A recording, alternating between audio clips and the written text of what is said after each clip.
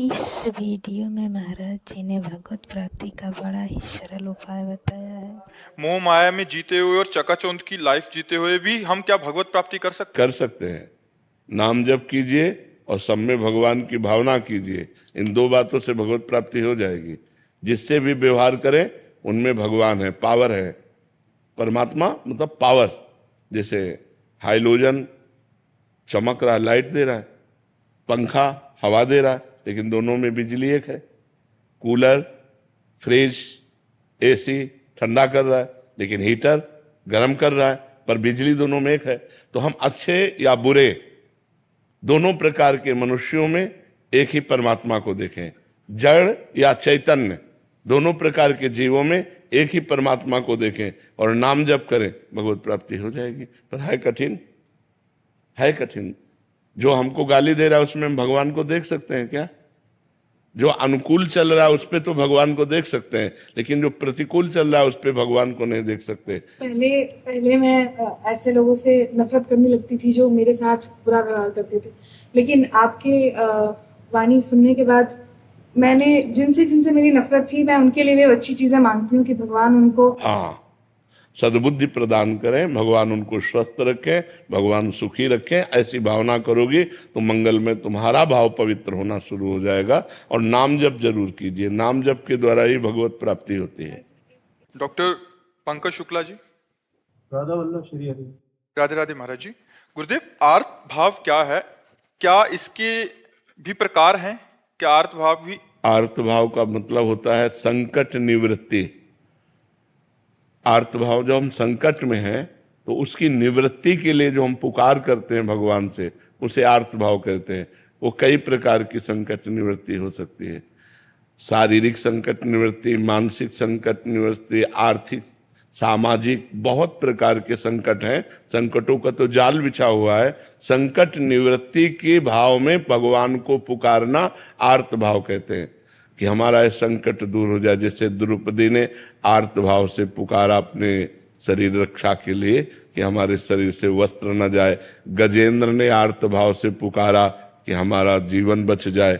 ऐसे कई प्रकार के संकट हैं और उनकी निवृत्ति के लिए पुकारना आर्त भाव कहा जाता है। उनको पाने के लिए श्री जी मिल जाओ।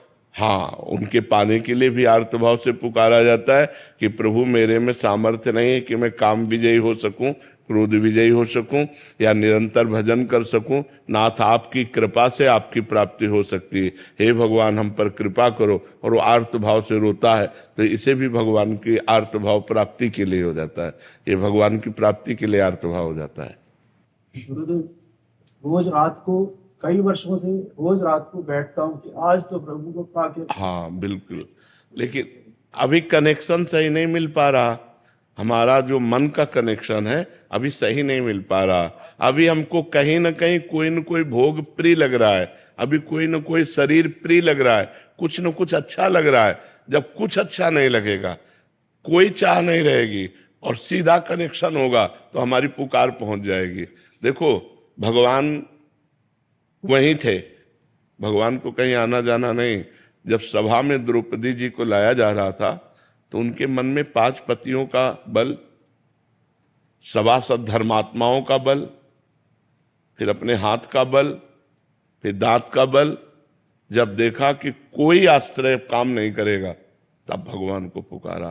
तुरंत भगवान वस्त्र रूप में प्रकट हो गए। लेकिन जब तक अन्य आश्रय लिया था तो भगवान वहीं थे, अंतर्यामी रूप से तो वहीं विराजमान थे, लेकिन कोई सहयोग नहीं किया।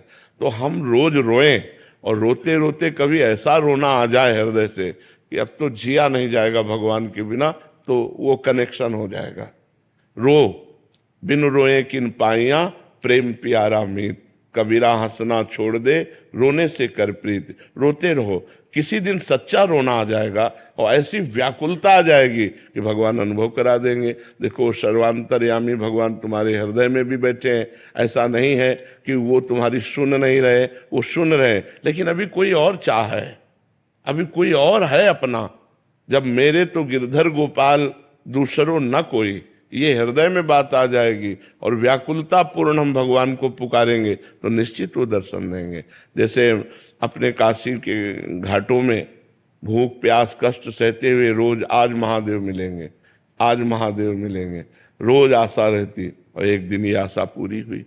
तो ऐसा नहीं कि भगवान हमारी आर्त भावना को नहीं सुन रहे, लेकिन जब तक कोई और है, वस्तु, व्यक्ति, स्थान, कुछ भी और है, तब तक भगवान दर्शन नहीं देते। जब केवल भगवान रह जाते हैं तब भगवान हमारी बात सुनते हैं।